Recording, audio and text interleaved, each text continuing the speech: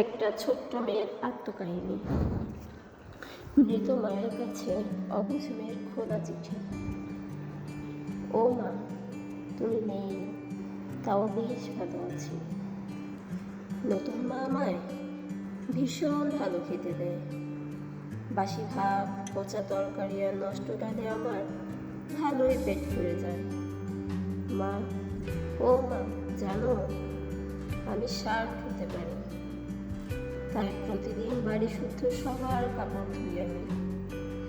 জানো মা, পড়তে এখন আমার ভালো লাগে না।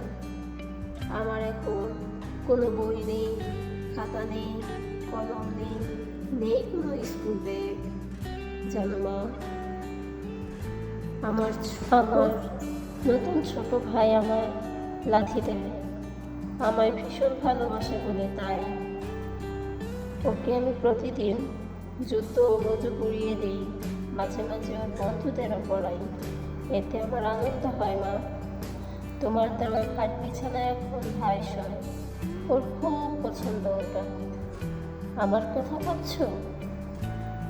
আমি সিঁড়ির নিচে মাদুর পেতে শুই, আমার একটুও কষ্ট হয় না মা। জানো মা, ঈদের আমি বড় কাপড় পাই, সে কাপড়ে তোমার মেয়েকে রাজকুমারী দেখায়, যে কিনা এক রাজ্যের রাজকুমারী। যে মা জানো, বৃষ্টিকালে মেঘ ডাকলে আমি আজও ভয় পাই। তোমার শেষ পরনে যে কাপড় ছিল, ওটা ঘর থেকে লুকিয়ে এনেছিলাম। ওটা যদি যে তোমার গন্ধ, ওই গন্ধে আমার আর ভয় পায় না মা।